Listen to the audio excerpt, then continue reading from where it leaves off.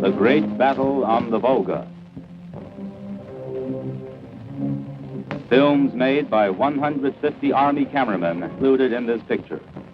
The cameramen who filmed Soviet troops in action were Bakar, Goldbrich, Ibragimov, Katzman, Malov, Arlyankin, Paselsky, Vikharev, Goldstein, Kazakov, Khrushchevsky, Mukhin, Ostrovsky, Sotin, and Shadronov, with acknowledgments to the State Film Archives.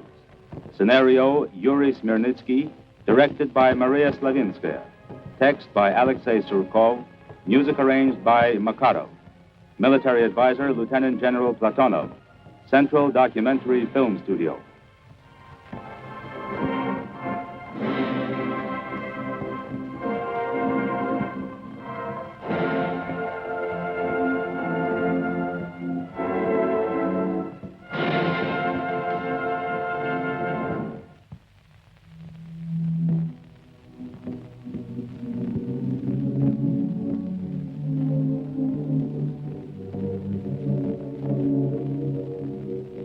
Bow your head, friend. Bow down to this earth that was torn up by shells, mines, bombs. This earth that was once sown with deadly metal.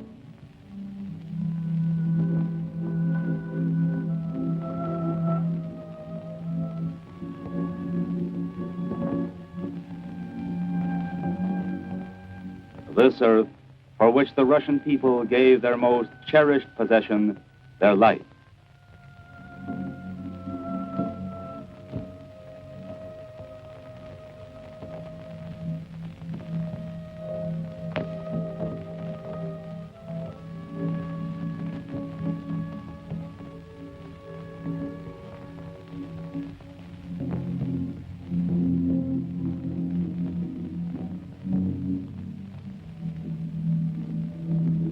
Mamayev Hill.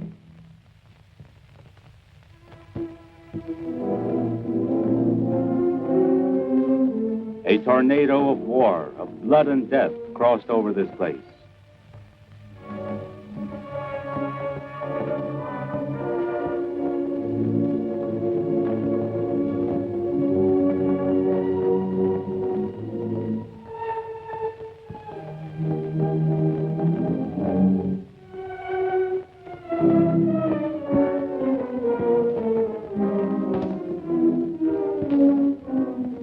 Bare your head, friend, when you step on this earth, which people all over the world now hold sacred.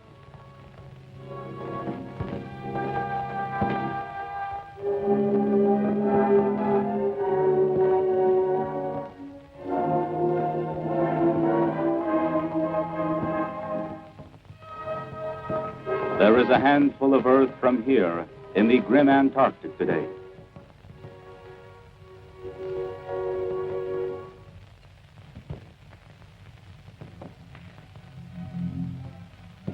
History, the people's memory, recalls to us those unforgettable days.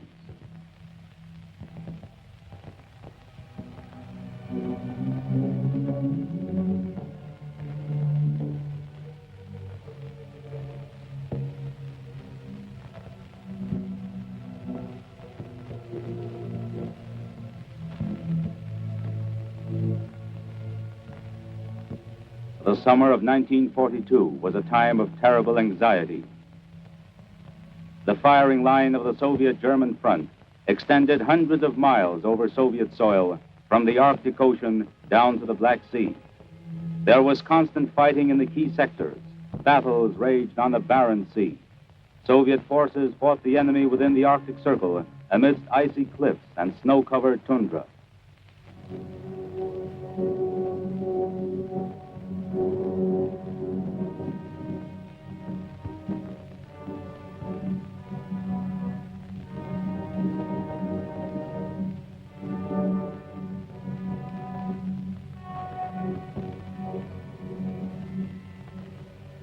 Heroic Leningrad, caught on the iron ring of enemy blockade, repulsed every attack.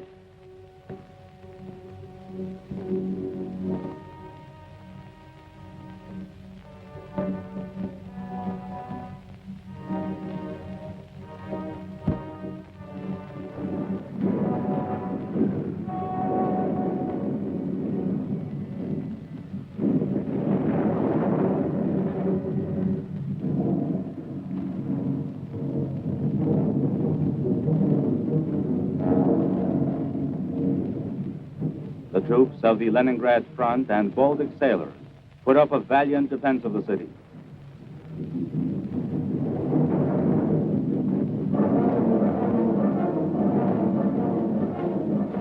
The front crossed through the ancient land of Novgorod.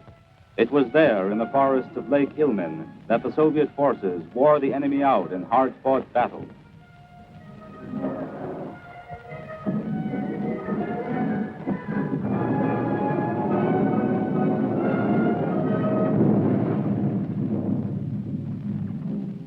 The German fascist troops had been routed at the gates of Moscow, but were still close to the city. Moscow's streets and squares were alerted.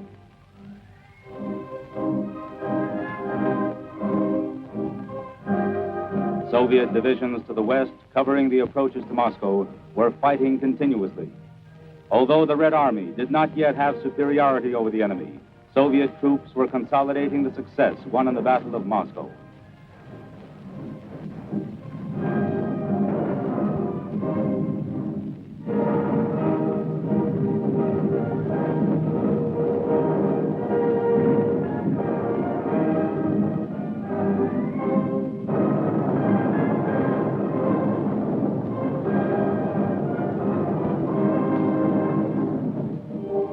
Minsk and all of Belorussia was still occupied by the Nazis.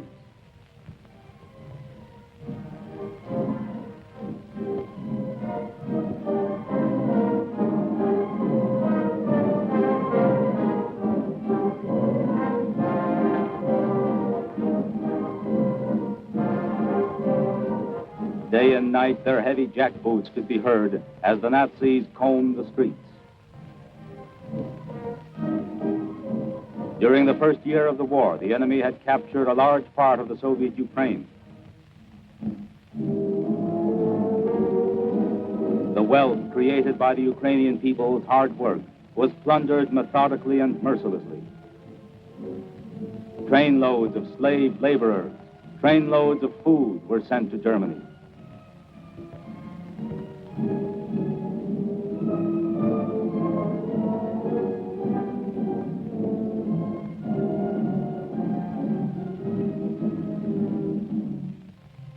At the extreme southern sector of the front, the besieged hero city of Sebastopol, cut off from the rest of the country, kept on fighting.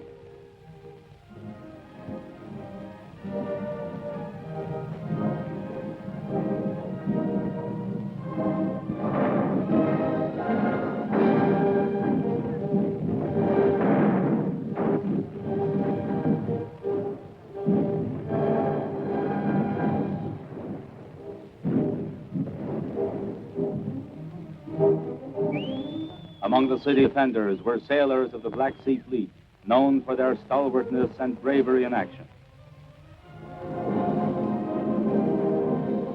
Months passed, but Sebastopol did not surrender.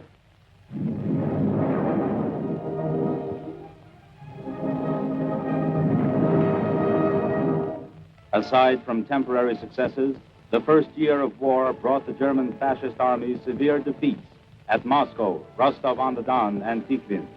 The blitzkrieg against the Soviet Union had collapsed. A long and drawn-out war was now inevitable.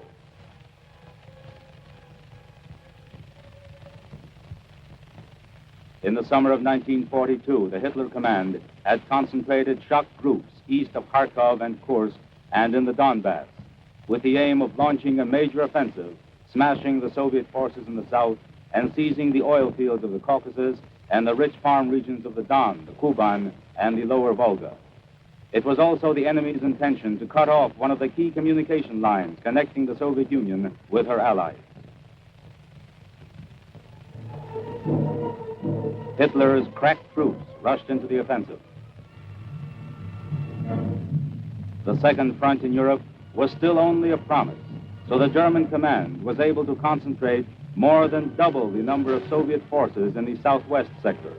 About 90 infantry, motorized, and tank divisions were thrown into the enemy offensive.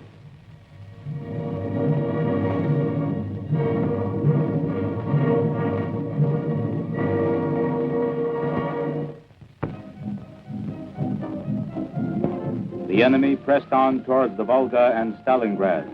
Their goal was to split the Eastern Front and cut the Caucasus off from the central part of the country. 1/5 of the German infantry and close to 1/3 of the tank divisions were in action here. Over 1 million Hitlerite soldiers.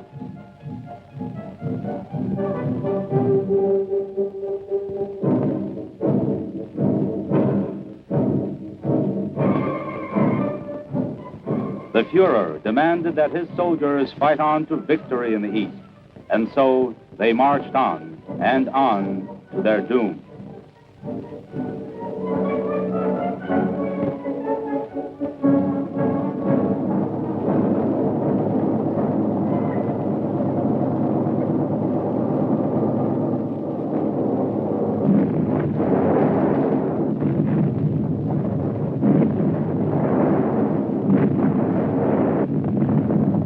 Fierce clashes barred the enemy's way.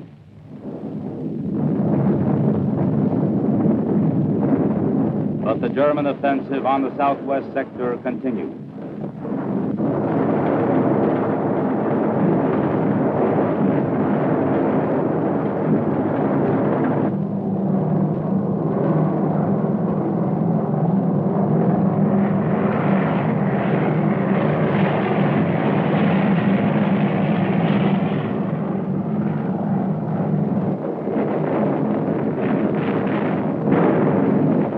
Fighting hard and stubbornly, the Soviet troops showed a fortitude that amazed the world, but the odds were too uneven.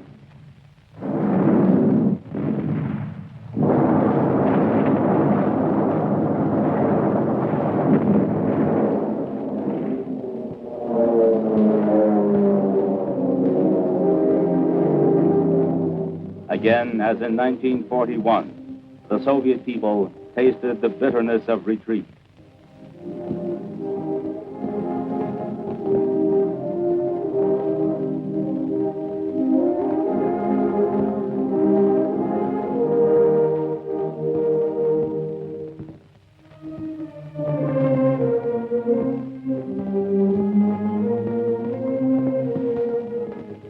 They withdrew to the east to save themselves from slavery and destruction.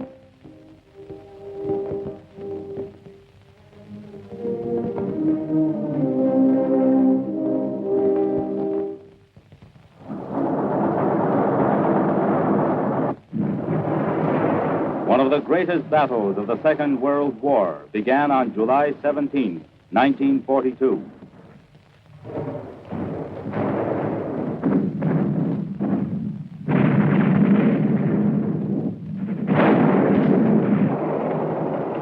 In the second half of July, the enemy pressed the Soviet troops back to the lesser bend of the River Don. A major battle was fought there in the steppes. The Soviet forces fought valiantly, inflicting heavy losses on the enemy. The Nazis called the road to the Volga the Death Road.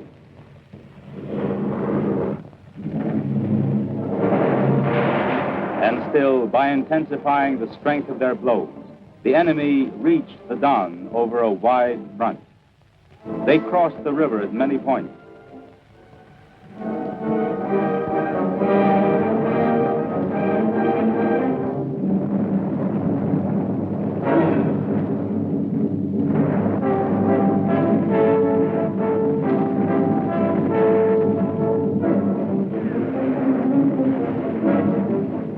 Division after division poured into the steppe country beyond the Don.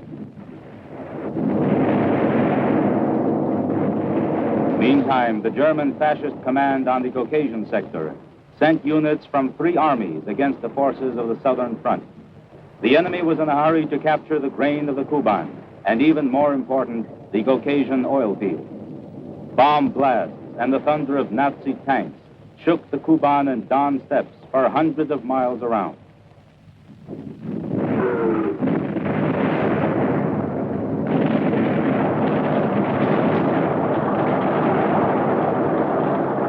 The Soviet command made an all-out effort to check the advance of the Germans.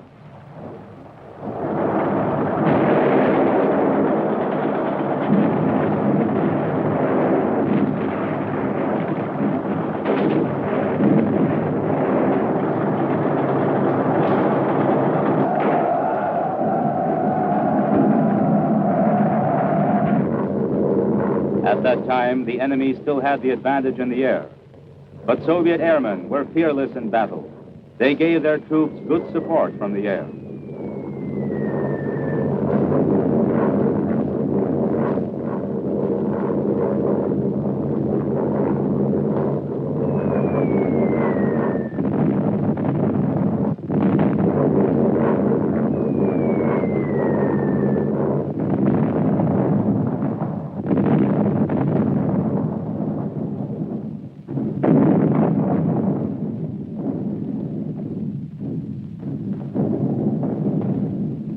Regardless of losses, the enemy pushed on.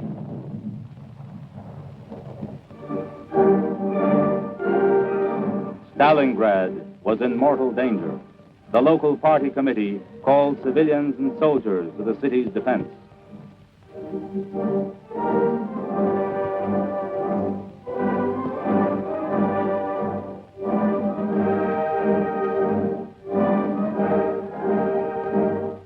Young and old helped build defenses. Day after day, more than 100,000 Stalingraders worked putting up fortifications on the front 400 kilometers long.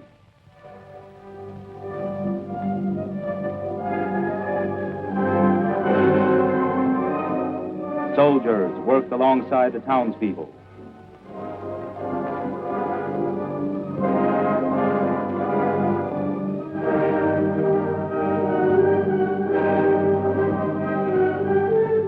Stalingrad's factories were turned into fortresses. The open house shops of the Krasny Oktyabr works smelted steel for the front. Tanks now rumbled out of the gates of the Stalingrad tractor works. German shock troops headed for the city from two sides. The 4th Tank Army had been turned back from the Caucasian sector and was to attack from the south, but it met fierce resistance from the Soviet forces.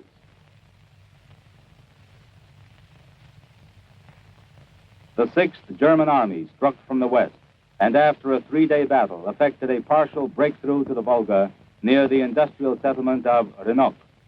Fighting broke out at the immediate approaches to the city.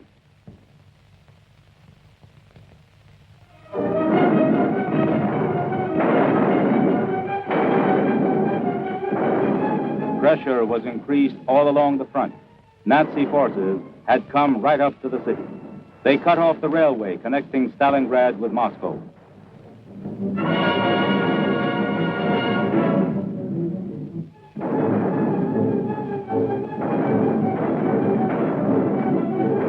The enemy already had streets and buildings under observation. Victory, the Nazis were certain, was already in their hands.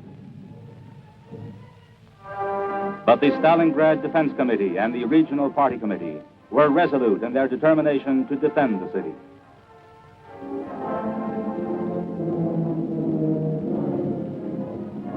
The main role in the defense was played by troops led by General Yeremenko, commander of the front, and military council member Khrushchev.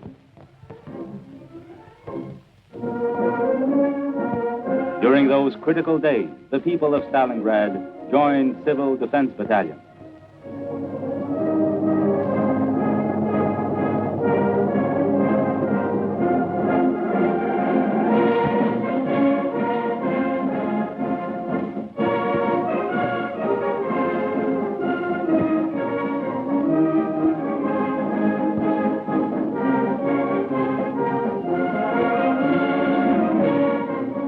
A supreme effort was made to withstand the enemy onslaught.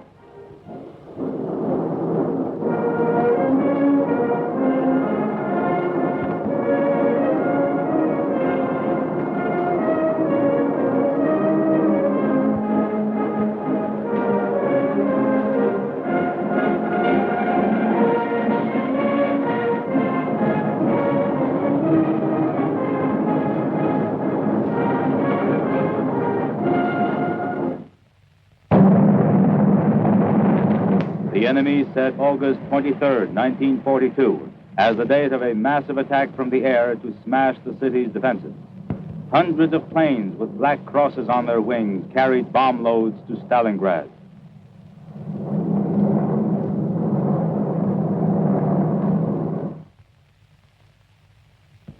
But the front-line city was not taken by surprise.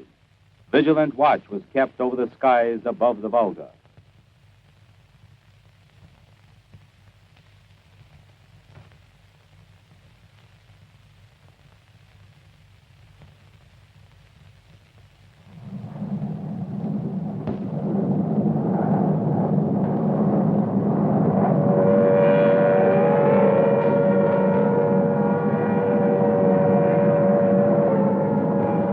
The anti-aircraft system was ready for action. Fighter pilots under General Flukin made bold attacks on German bombers.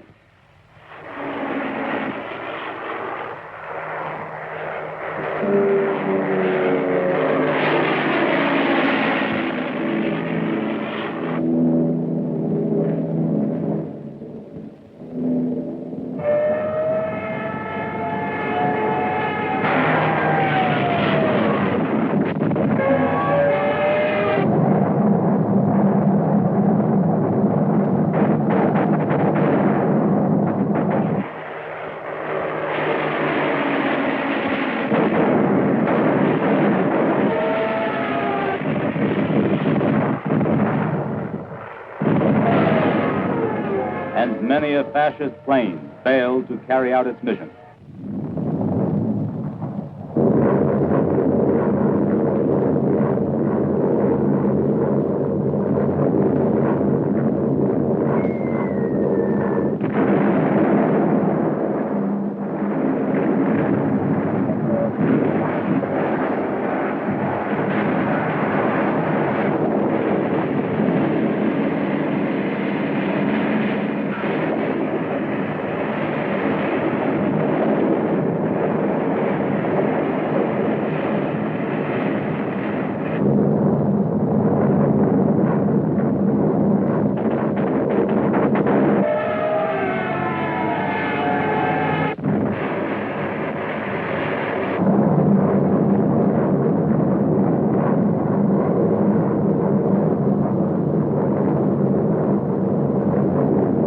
And yet, the enemy triumphed.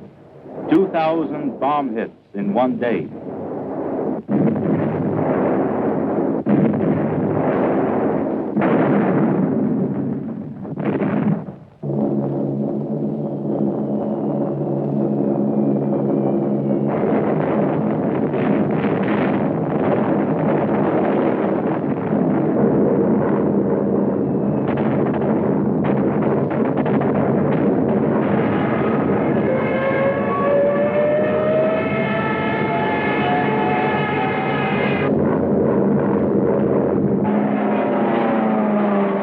By the end of the day, the Hitlerites had lost 90 planes.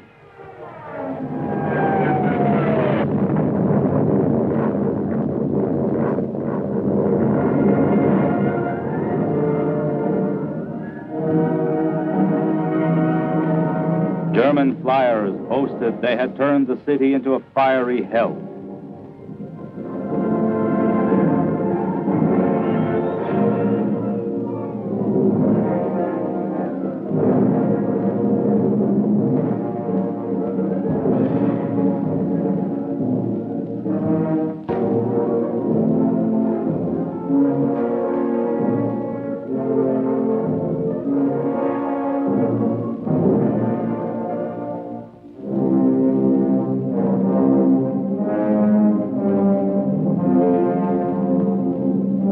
Valor almost beyond human conception was needed to continue fighting after such an air raid. It seemed that not a living soul could have remained amidst these desolate ruins, but that was a mistaken impression.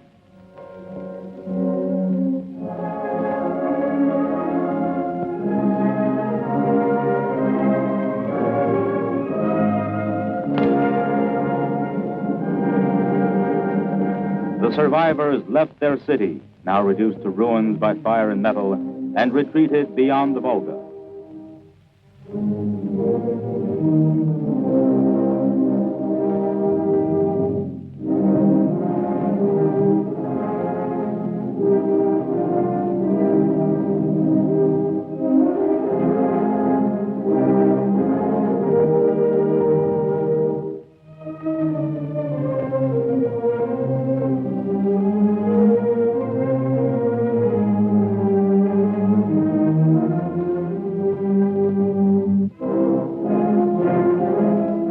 forces, arms, and ammunition arrived in the battle area.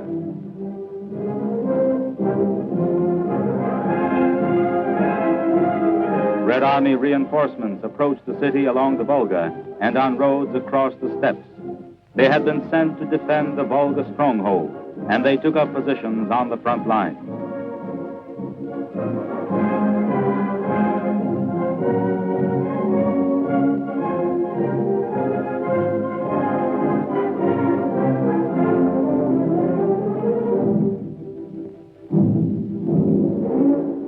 The air raid was the signal for a general and decisive attack by the Germans.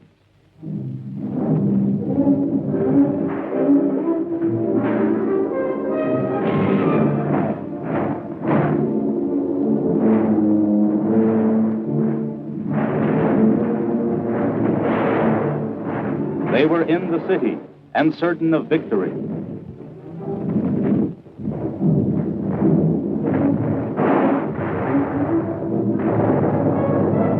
Suddenly, the Soviet forces rose up from the ashes and rushed into a counterattack. The resistance grew stronger by the hour.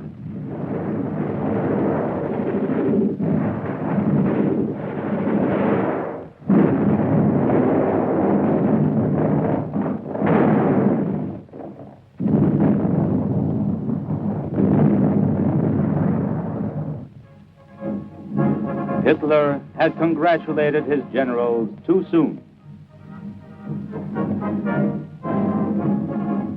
Too soon had they made lithograph stones boasting that the city on the Volga had fallen.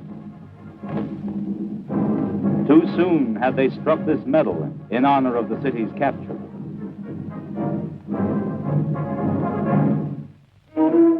The attention of the world press was focused on the battle on the Volga.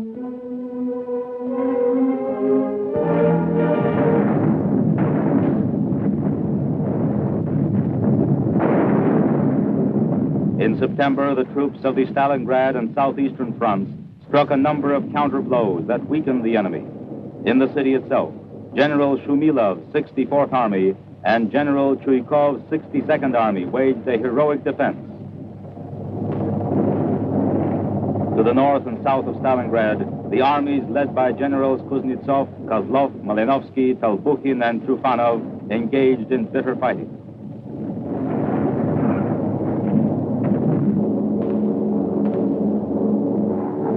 While attacking the Volga stronghold, the Germans also continued their advance on the North Caucasus, whose grain and oil were such a great temptation. Here they managed to press back the Soviet forces and enter Krasnodar.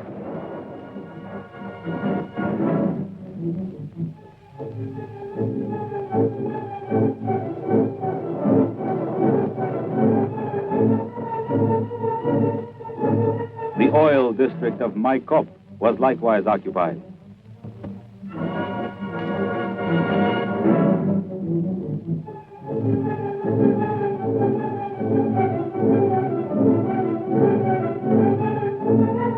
German fascist troops reached the Caucasian mountains with the goal of capturing the passes in the main Caucasian range.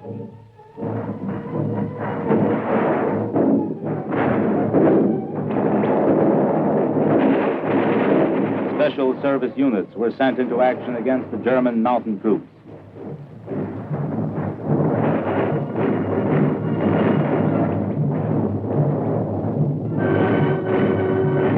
There were fierce clashes high up amidst cliffs and crevices.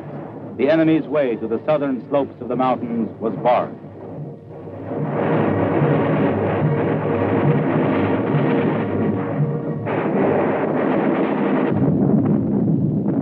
At Stalingrad, too, the German offensive slowed down. They broke into the city but did not have the strength to take it. Meantime, the Soviet forces continued to build up their defenses. Their raging, burning hatred of the enemy proved stronger than death. The events of these unforgettable days were filmed by Soviet cameramen at the front.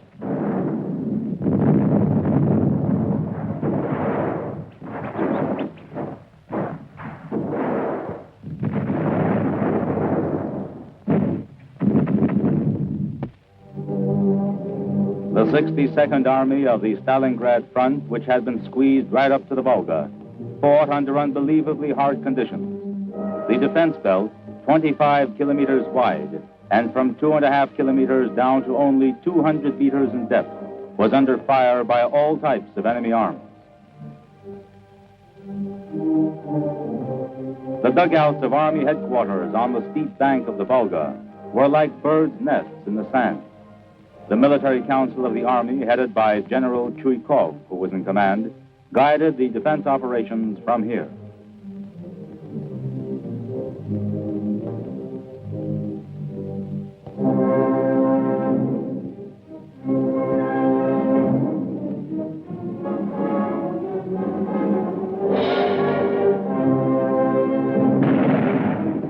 The men of the 13th Guards Rifles Division, commanded by General Radintsev, were outstanding among the city's defenders for their courage and valor.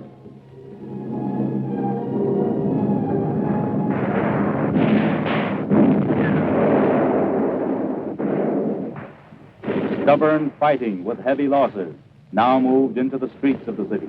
Fighting continued for every block, every building and floor, and a wall was often the front line.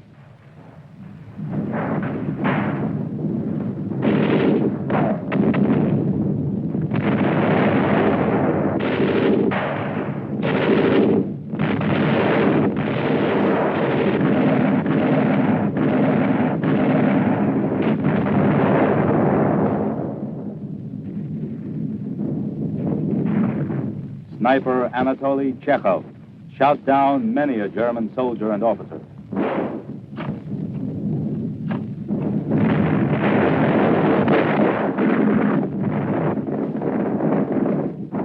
Forced back to a narrow strip along the bank of the Volga by the enemy's superior forces, the men under Gurtsev, Batyuk, Gorokhov, and Guryev fought on with supreme heroism.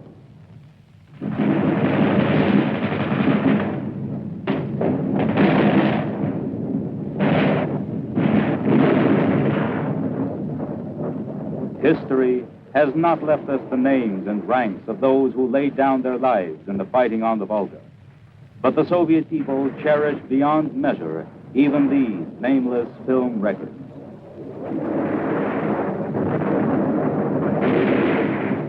The wounded were taken across the Volga at a terrible risk.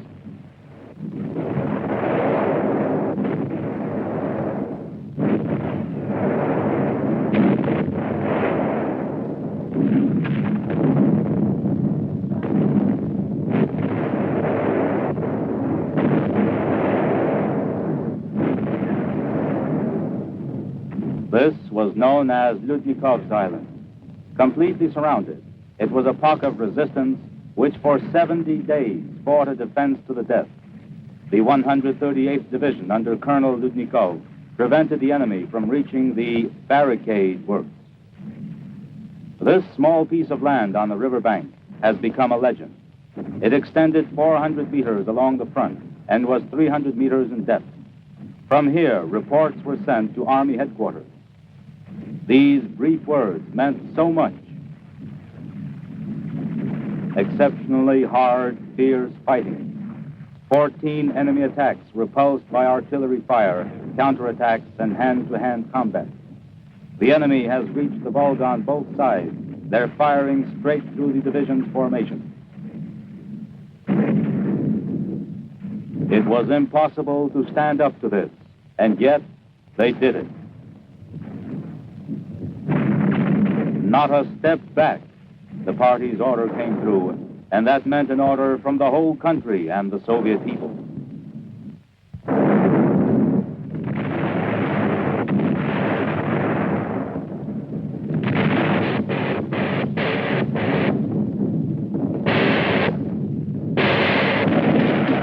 Machine gunner Staratuvtsev died the death of a hero.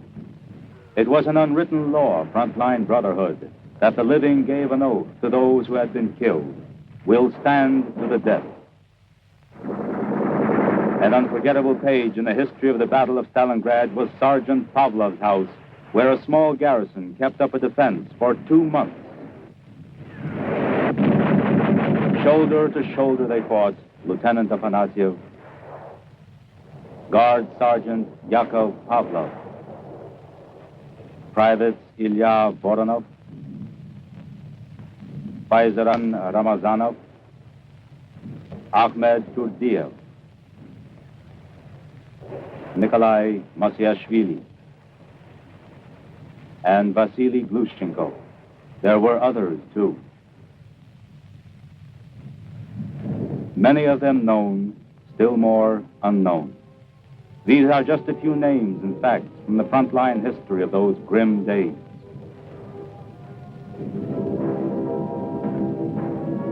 Vasily Zaitsev, hero of the Soviet Union, wiped out 300 fascists.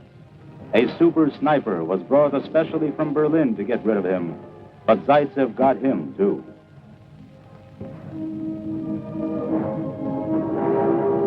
"198 combat missions were flown by Captain Yefremov, twice hero of the Soviet Union.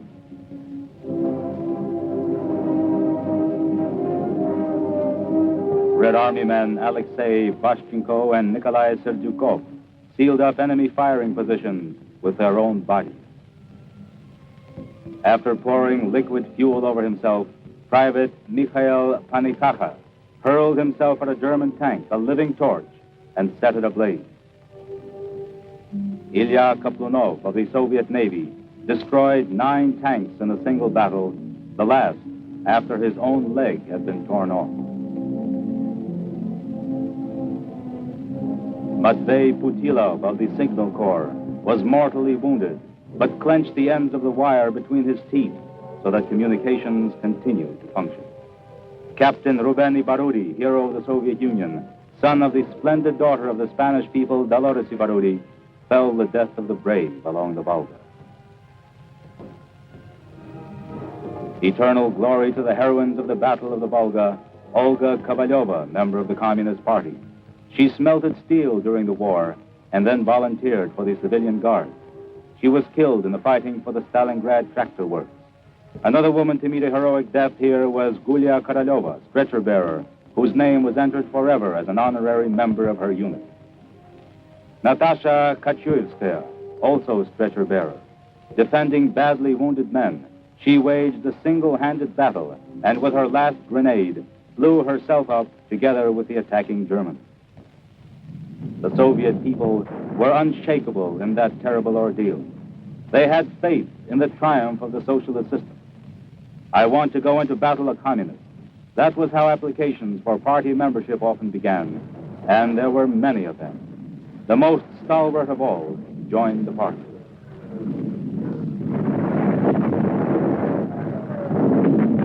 They received their party cards at the front line.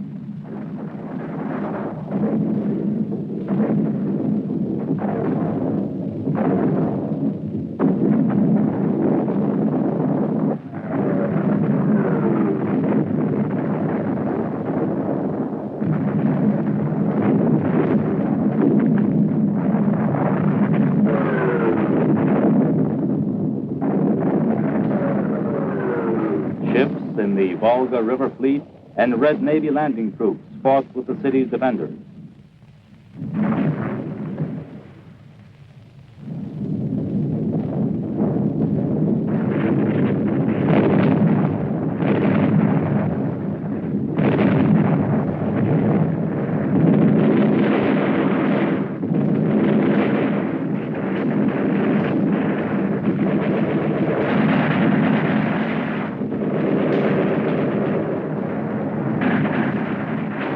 Defending Stalingrad.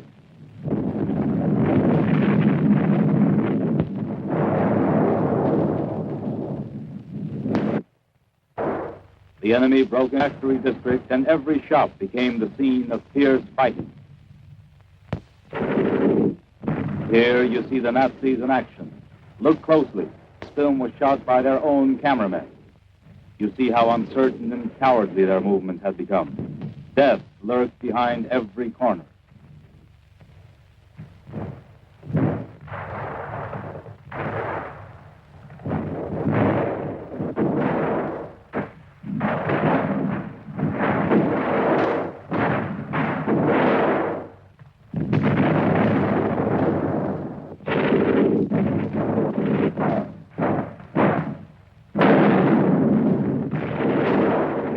Soviet soldiers adapted themselves to fighting amid the ruined buildings. Spurred on by hatred for the enemy, they gave the Germans no rest.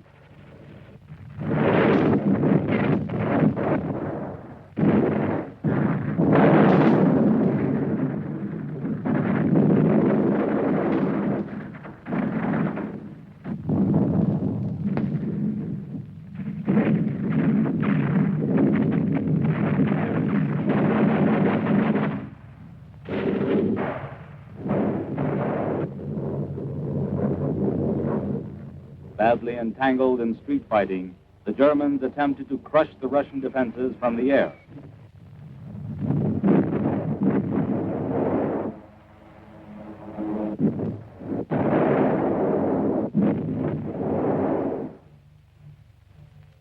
All this time, the city power station was kept working day and night.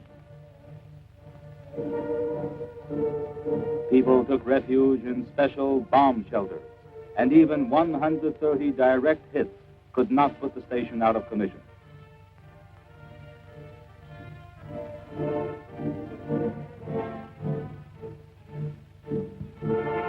In the southern part of the city, near the shipbuilding yards, the work of repairing damaged tanks went on day and night. From here, they were driven straight to the front line.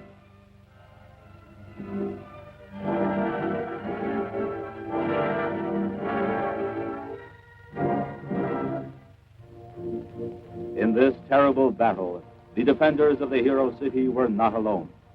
All the Soviet people were with them, the entire multinational country, closely united by the Communist Party and its Central Committee. Everything for the country's defense, all as one man to the struggle. Old-timers, veterans of the first 5-year plans, went back to their machines.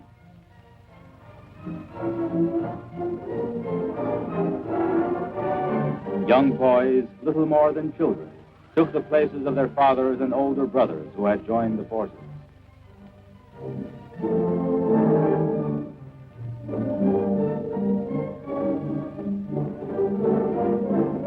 Girls did their share too. Everyone who could help forge victory.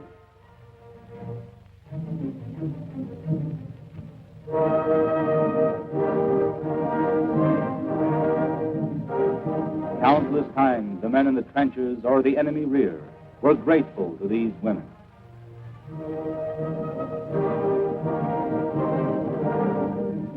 Millions of husbands were now soldiers. Millions of wives, sweethearts, and sisters helped the war effort on the home front.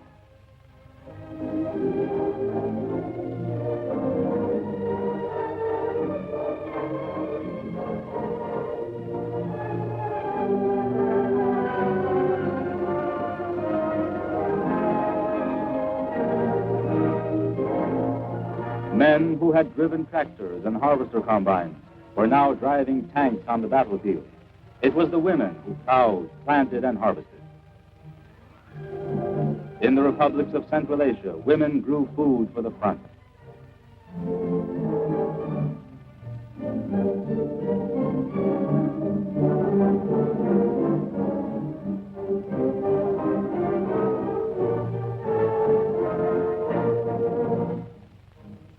Far from the front, in the Urals and other areas, the war effort was intense. The steel from these furnaces was for the front.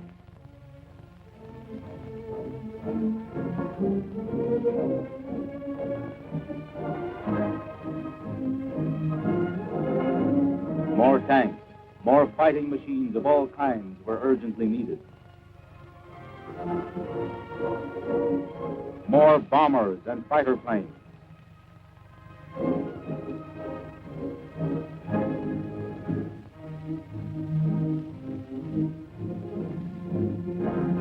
More guns of every type and caliber. From the country's arsenals, trainloads of arms and equipment were sent westward to the armed forces in a constant stream.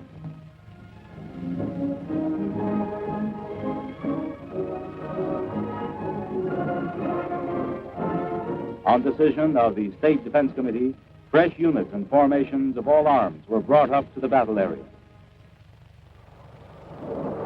Tank units that had been deformed anew moved steadily in.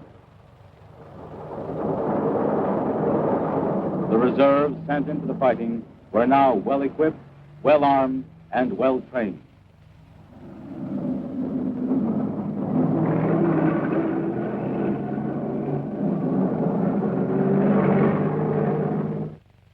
By the beginning of November, the enemy forces had suffered heavy losses and were scattered along the front. The main enemy grouping of 22 divisions were at a disadvantage. The Soviet forces held firmly to their positions on the right bank of the Don, northwest of Stalingrad, and the exits from the Lake District south of the city, and then gripped both flanks of the enemy troops in a pincer movement.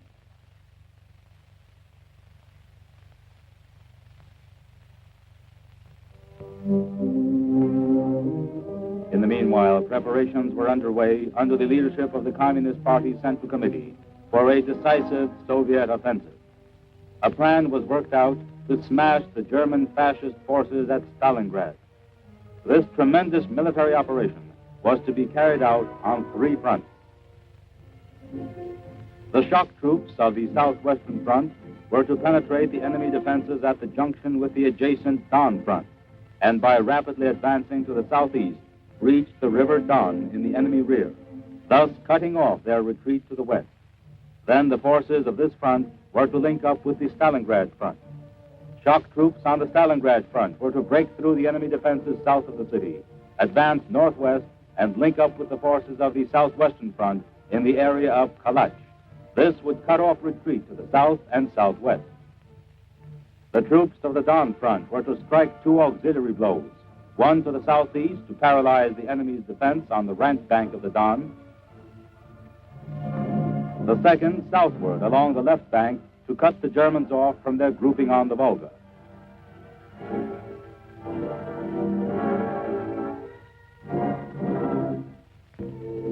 General Yeremenko, himself wounded, conferred military decorations on his soldiers and officers.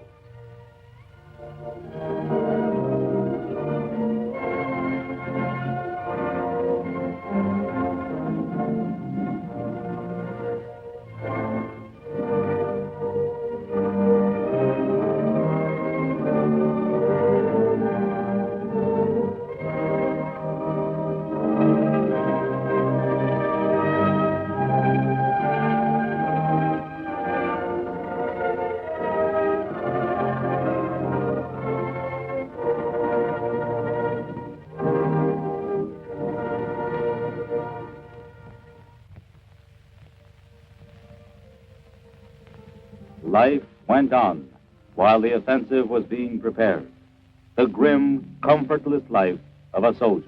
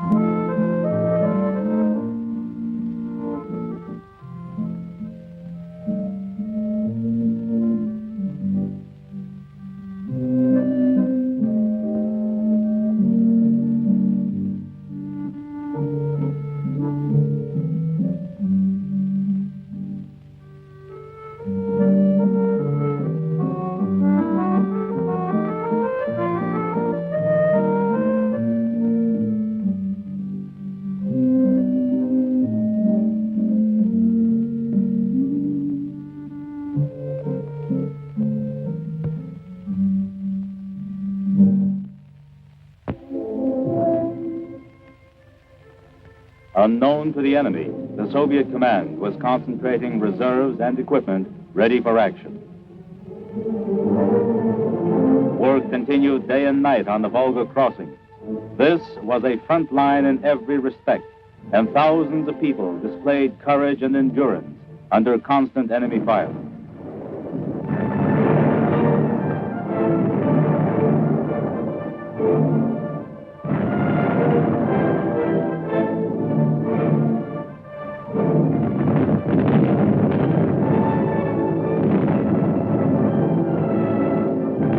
Then machines and ammunition were sent across to the right bank on boats and ferries. Military commanders and old-time Volga navigators took their places side by side on the captain's bridge.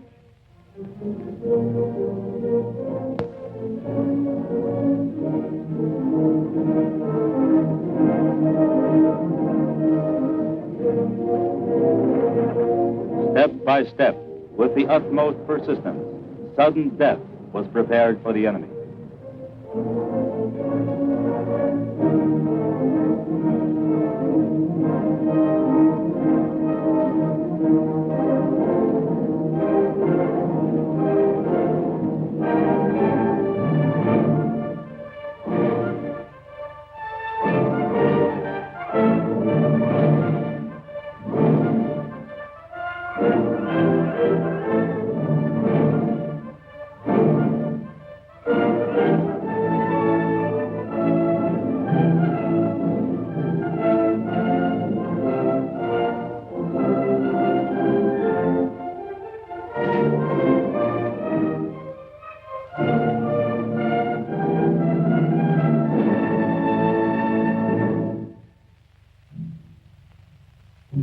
And the enemy was kept under constant observation.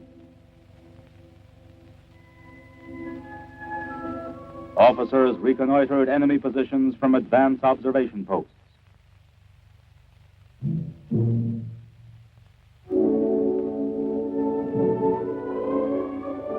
Then, one day, the three fronts went into coordinated action. The Stalingrad front under the command of General Yeremenko, Military Council member Khrushchev. The Southwest Front, commanded by General Vatutin. The Don Front, under the command of General Rokossovsky.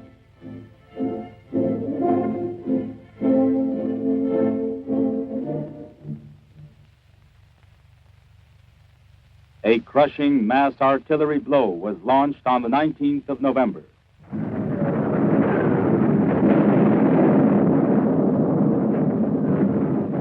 The day the Soviet forces began their offensive was the beginning of the end for the fascist hordes that had marched to the Volga.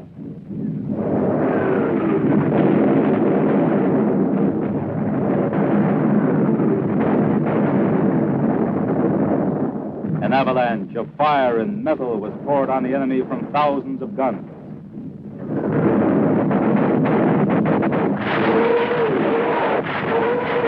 Like fiery dragons, the rockets of the famous Katyusha mowed the enemy down.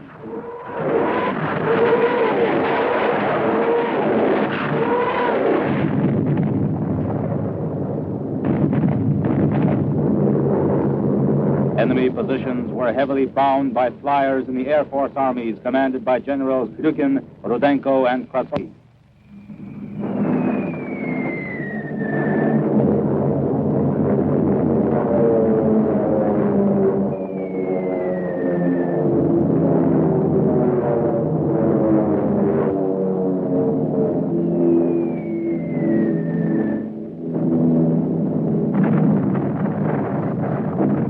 When the German forces had been stunned and deafened by the Soviet artillery and Air Force, the big attack began.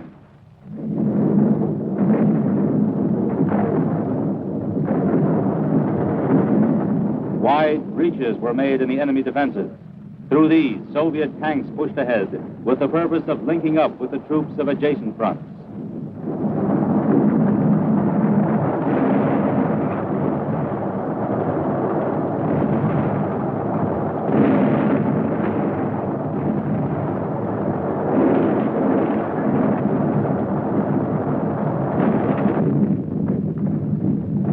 Soviet cavalry forces raced through the breach toward the German rear.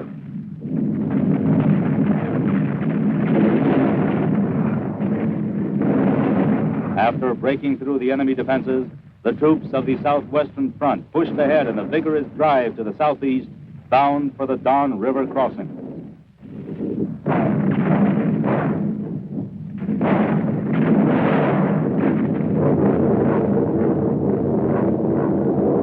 A day later, on November 20th, the forces of the Stalingrad front also struck heavy blows at the enemy.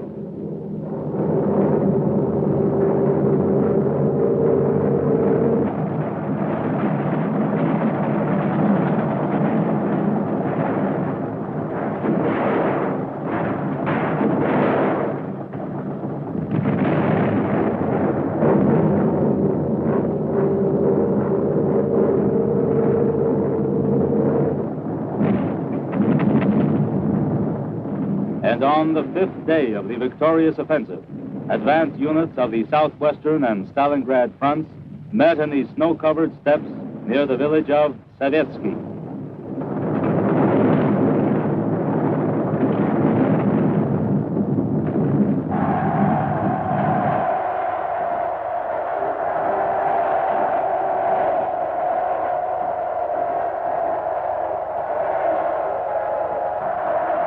On November 23rd, exactly according to plan, the steel ring around the German fascist grouping between the Volga and the Don was closed.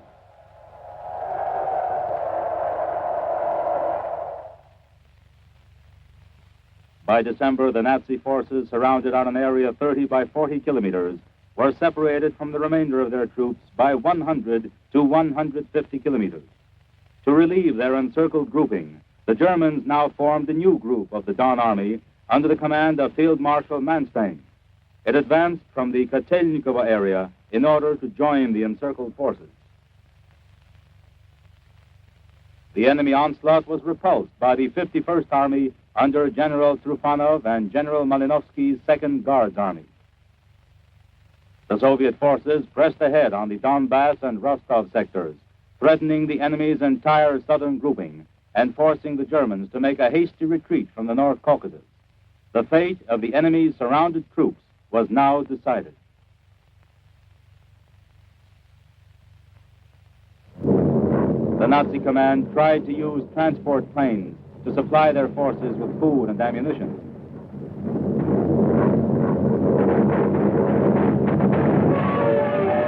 But it was useless.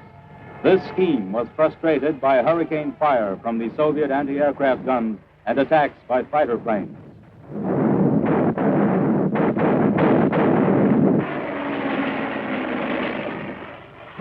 But the encircled enemy continued to resist. Troops of the 62nd Soviet Army were engaged in constant fighting amidst the ruins of Stalingrad. Stubbornly and without let-up, they smoked the enemy out of every trench and every cellar.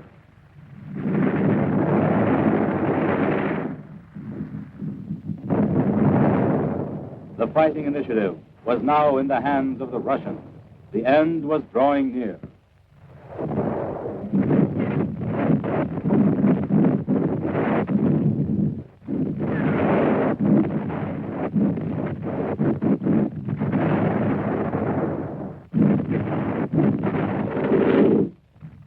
The plan was to slice up the enemy's besieged group by blows from different directions and mop up unit by unit.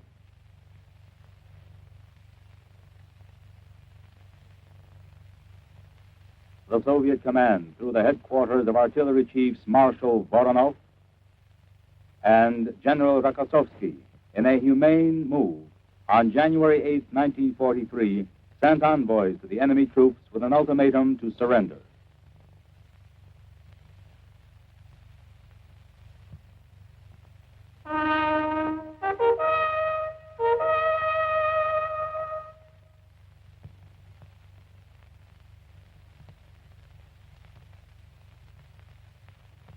When the time limit was up, the order was given to advance.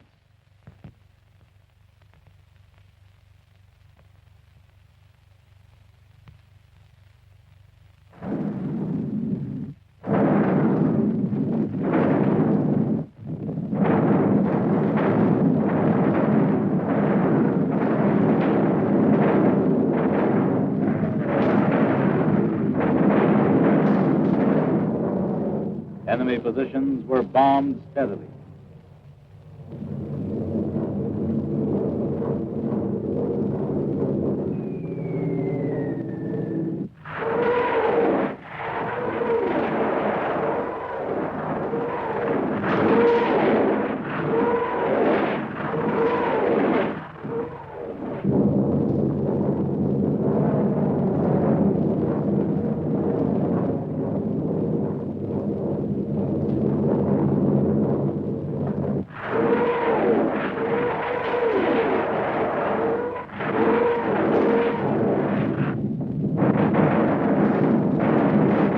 On a bitterly cold January day, after the artillery had pounded the enemy lines, the infantry went into action.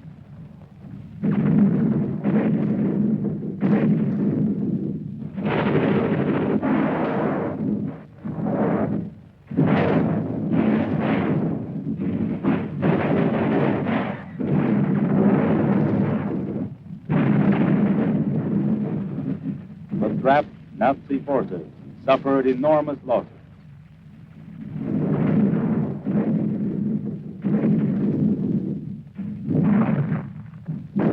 The land along the Volga was strewn with smashed enemy equipment.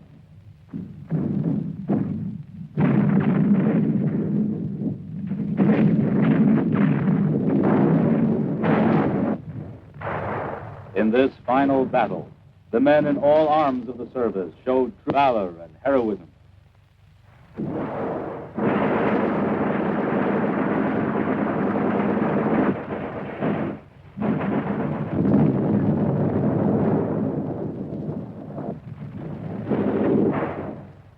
The enemy could no longer stand up to the pressure.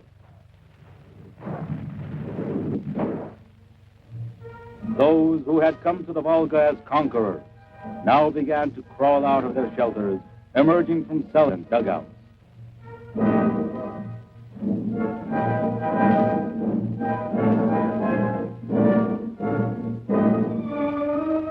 In the meanwhile, units of the Don Front, after smashing the enemy's last defenses, had linked up with the city's defenders.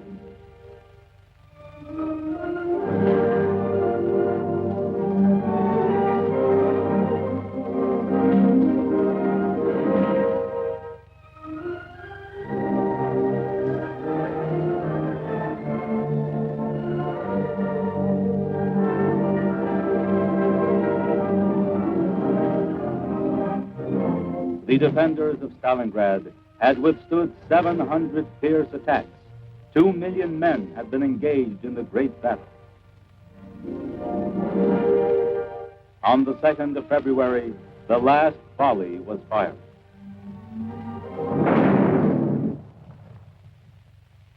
Quiet reigned in the city for the first time in 200 days.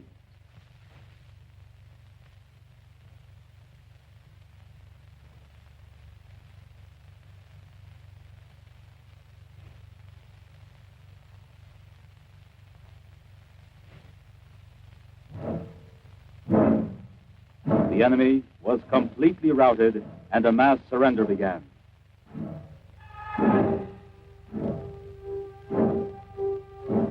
This was the way they stood when Hitler sent them to a criminal war. And this was how they now stood before the Soviet people.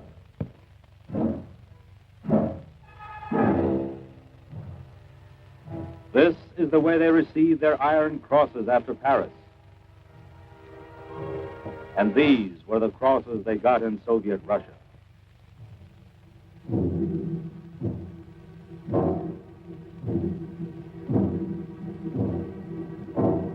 This was how Hitler's crack troops advanced to the east.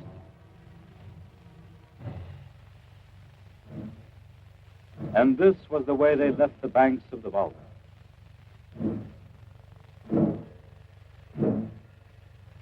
Soldiers gave themselves up.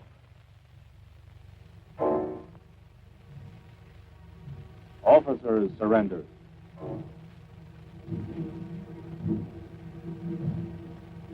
Hitler's arrogant generals, the executors of their Führer's insane plans, surrendered too.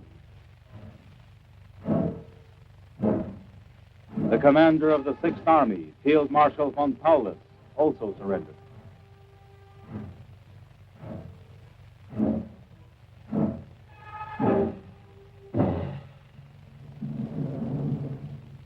Endless columns of prisoners.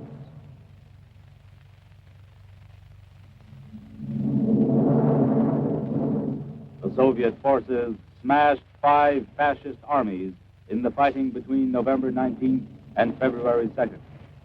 Germany lost 33 divisions and 3 brigades completely. 16 divisions had lost more than half their men. 91,000 enemy soldiers and officers surrendered.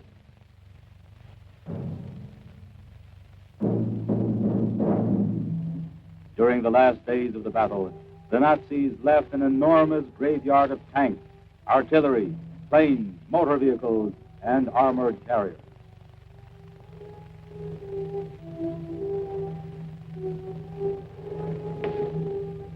These fighting machines had covered the roads of vanquished Europe on the ground and in the air. Now, there were heaps of scrap metal lying at the feet of the victors.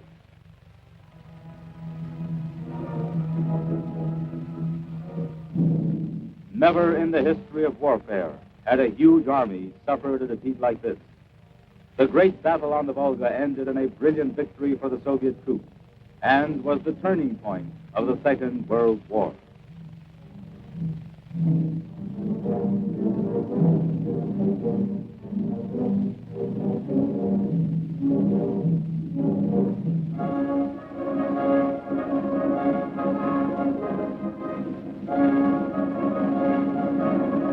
The Soviet victory was celebrated joyously. Red Army soldiers, officers, and generals gathered on the city square surrounded by ruins.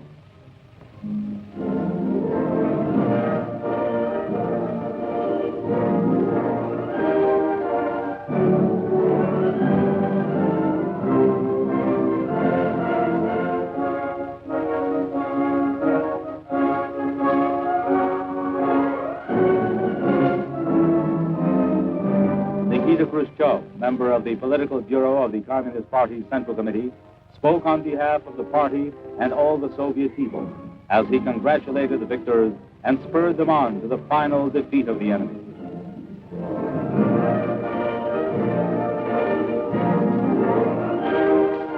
Now that the fascists had been defeated on the Volga, the Soviet forces advanced westward. The dawn of victory over fascism could be seen in the fires of this great battle.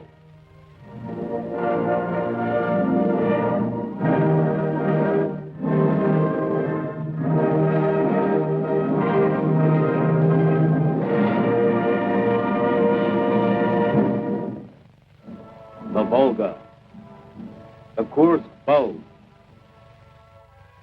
the Dnieper, the Vistula, the Oder. The routed German armies kept on retreating until the inevitable happened. The Soviet army took Berlin.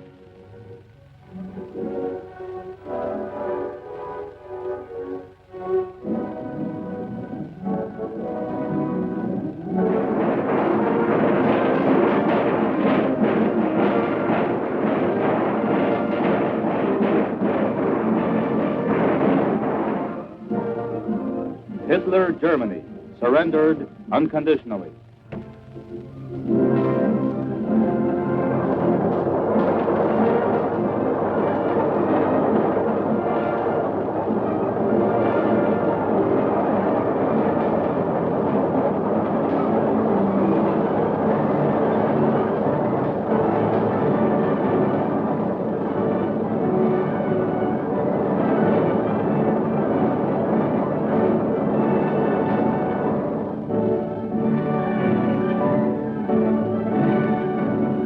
Among the fighting men who stormed Berlin were tank crews that had smashed the Hitlerites on the Volga. These were soldiers who had covered the entire road from the banks of the Russian River to the Elbe.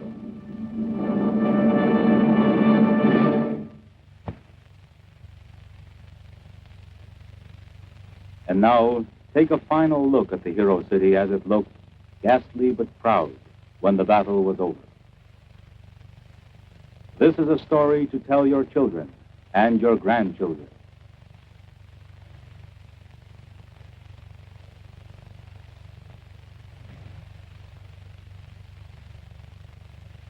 The Soviet people had to pay a heavy price for this decisive victory on the Volga. No better monument could have been conceived than present-day Volgograd.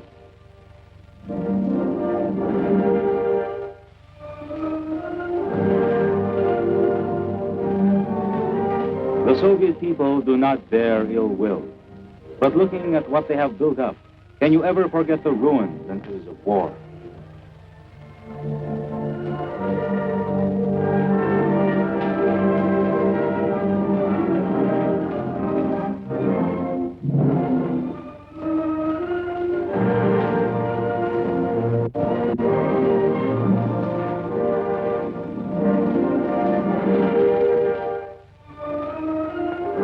memory of the immortal exploit at Stalingrad will never be erased.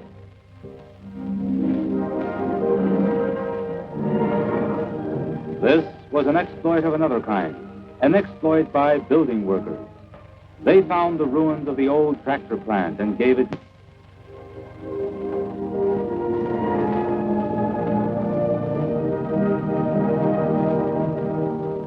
It was they who made an old dream come true and connected the Volga and the Don.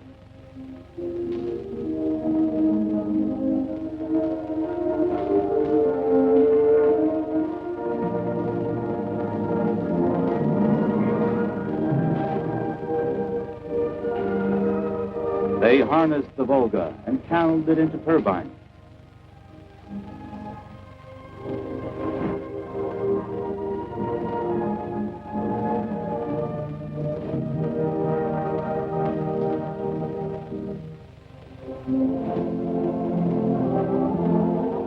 But we will never forget that this flourishing land on the Volga was once crimson with the blood of our fathers and brothers.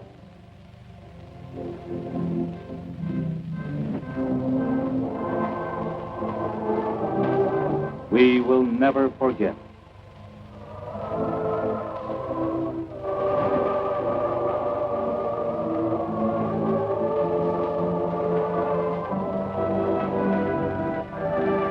The city of builders and heroes received many tokens of admiration. President Roosevelt sent this scroll on behalf of the American people.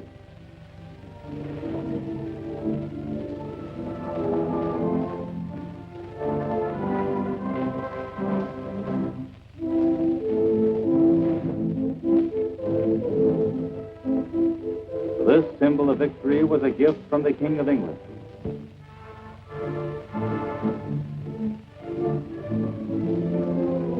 A battle shield was sent by the Emperor of Ethiopia.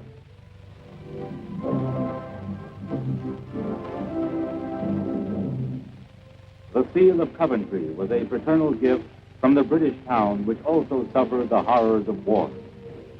Zhou Enlai, Premier of the State Council of the Chinese People's Republic, sent this bas-relief. A memorial medal was a gift from the Defense Said.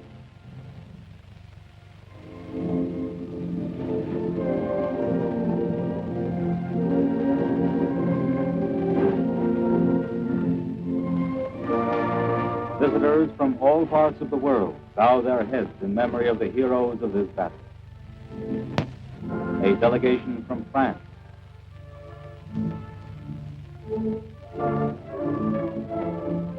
Envoys of People's Korea. State leaders of Indonesia.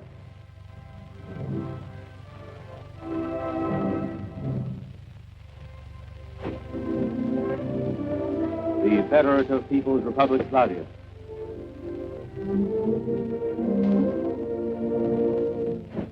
Representatives of the people of India.